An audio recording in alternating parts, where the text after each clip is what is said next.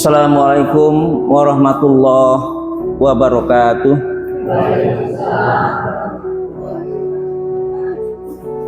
Kata Rasulullah, sumu tasihu, puasalah kamu, maka kamu akan menjadi sehat.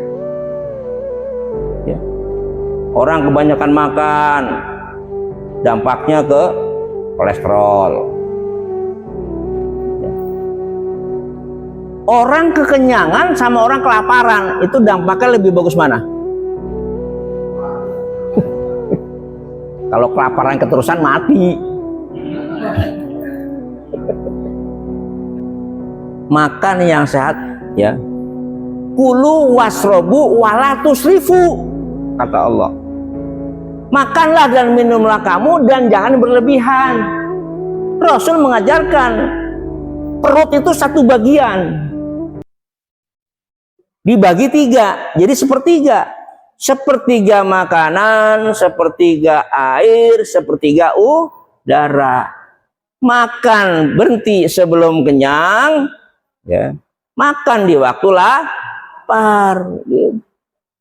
Iku mangan tokan kemelakaran, nanti melung-melung, baik gua Joko eros dikerok petengnya. Nah, kan ngono zaman mian. Kemelakaran tahuan Bu ya. Kemelakaran itu kekenyangan. Wah, ngono. Jadi sepertiga makan, sepertiga air, sepertiga udara, itu proporsional. Maka ibadah yang benar adalah tidak boleh berlebihan, tidak boleh juga kurang. Profesional dan proporsional. Itulah namanya ibadah. Profesional dalam arti kita melakukan ibadah dengan ilmu, proporsional sesuai dengan apa yang dicontohkan oleh Rasul, itu proporsional.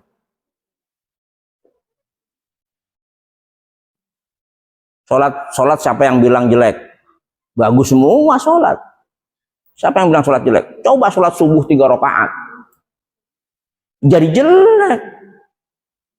Karena memang proporsional itu 2 rakaat. Itulah apapun. Bapak Ibu sekalian, tadi kewajibannya orang berpuasa adalah dia beriman, ya. Tentunya ya mukallaf, ya, sudah punya kemampuan, dewasa. Kemudian tidak dalam safar, ya, sehat. Kemudian suci dari nifas, ya, dari najis, dan ada keringanan untuk tidak berpuasa. Siapa yang mendapat keringanan? Yang pertama adalah orang yang sakit.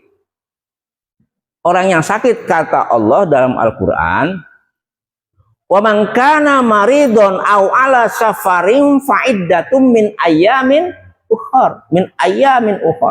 Dan barang siapa sakit atau berada dalam perjalanan safar, ya, maka dia wajib berpuasa sebanyak hari. Ya, dia tidak boleh bisa tidak berpuasa yang ditinggalkan pada hari-hari yang lain. Jadi yang ditinggalkan 5 hari di hari yang lain harus bayar 5 hari. Itu dibolehkan bagi orang sakit. Kemudian yang dalam safar itu ada 2 pilihan. Boleh tidak puasa, boleh tetap berpuasa. Nah, ini jadi masalah di antara kita. Kalau dulu orang safar bilangnya nggak puasa, gimana mau puasa? Jalan kaki jaraknya 60 km. Ya pantas kalau nggak puasa karena haus. Siapa di sini yang pernah jalan kaki tanpa kendaraan, nggak pakai sepatu sampai 100 km? Ada nggak? Pak Teguh kali kan polisi, pasti pernah kan? Oh, pernah. Rasanya gimana Pak Teguh? Haus ya. Nah, coba kalau itu umpamanya harus berpuasa, oh lebih baik puasa, kan kita beribadah kepada Allah. Ini sombong. Masa ibadah nggak boleh sih? Ya biarin mati di jalan kaki 60 km, yang penting kan lagi ibadah. Sombong itu. Nah, disinilah orang beribadah harus profesional. Nah, pada saat kondisi safar, nah, di sini hadis dari Abu Sa'id Al-Khudri, riwayat Muslim, kami pernah bersafar bersama Rasulullah. Artinya sahabat pernah jalan dalam jarak tertentu, maka ada yang tetap berpuasa dan ada yang tidak berpuasa. Namun mereka tidak saling mencela satu lainnya. Nah, jadi kalau dalam keadaan safar, di kereta atau jalan kaki atau di mobil atau di motor, kondisi safar dengan jarak tempuh yang dibolehkan sekitar 80 km di atas 80 km, itu yang nggak puasa jangan juga dinyek sama yang puasa, merasa dirinya lebih takwa, terkesan gitu. Orang boleh belajar takwa, tapi merasa lebih takwa itu yang nggak boleh. Orang boleh pinter, merasa lebih pinter, nggak boleh. Itu masalahnya. Nah, di sini main hati. Kalau orang sudah merasa lebih takwa, lebih pinter, berarti sombong. Nah, hati itulah yang menjadikan kita melecehkan orang, nggak boleh kata Rasulullah.